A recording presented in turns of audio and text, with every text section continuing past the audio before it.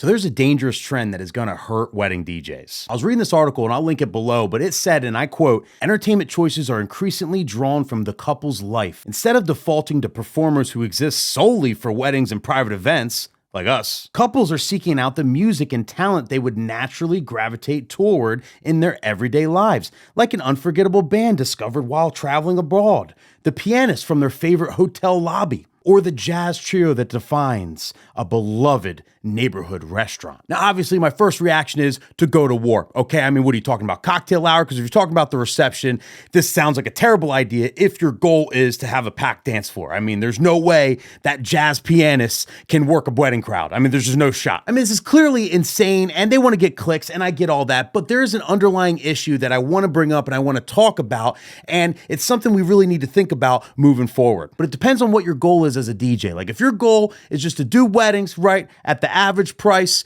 ride off into the sunset, enjoy your life, keep it modest, then don't even watch the rest of this video, okay? This isn't for you. You'll be fine. But if your goal is to elevate and charge more and more money and get into more and more higher end luxury weddings, listen. You see, according to the data, the national average for weddings, like the average budget, has only increased over the years, okay? It just keeps going up and up and up. But the average guest count has gone down over the last couple years. And what that tells us is couples are more and more spending more money per guest to elevate the experience of their wedding. They're going outside the box rather than just the traditional stuff. Inviting less people, but having a way crazier experience. And the way I look at it is these couples that are doing this are shying away from the traditional wedding DJ. If they see a wedding DJ that's on the roster of 15 other DJs, they might kind of put them in a box like, oh, it's just another wedding DJ company with a bunch of wedding DJs. That's not what I want. I want a DJ that specializes in something. I want my DJ to be really good at exactly what we want for our wedding, not just generically good at everything or down for whatever, or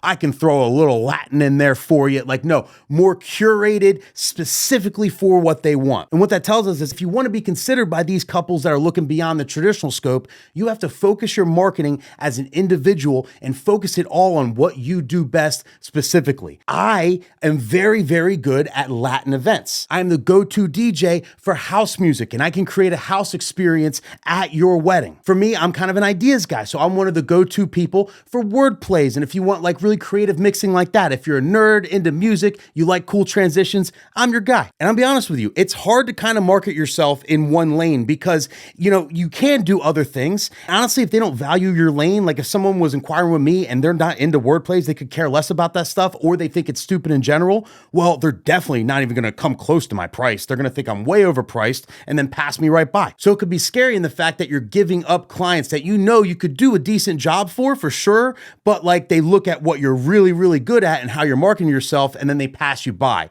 So you could have won them at $2,000, but because you're $5,000, it's just like, why? I don't care what he does. I don't even like that much. What's happening, in my opinion, is the mindset of the super duper rich couple, let's say billionaire, multi-millionaire couple, that mindset is trickling down to the thousandaires now. Even 10, 20 years ago, if you were a billionaire, you would never just hire a regular wedding DJ to DJ your wedding. You would go above and beyond. Well, that mindset is now trickling down to the couples we DJ with. The couples that are, you know, not filthy rich, but they're lawyers, they're doctors, they make good money, they're throwing, you know, $100,000 weddings, $200,000 weddings. That's trickling down to these couples. And now they're looking outside of the traditional wedding DJ at a wedding DJ company. And if you work for a company, I'm not telling you to leave. I'm just saying that you have to market yourself away from that brand. You have to have your own specific niche and your own specific specialty as a DJ in general. Otherwise, moving forward, I think you're going to get less and less calls from those couples.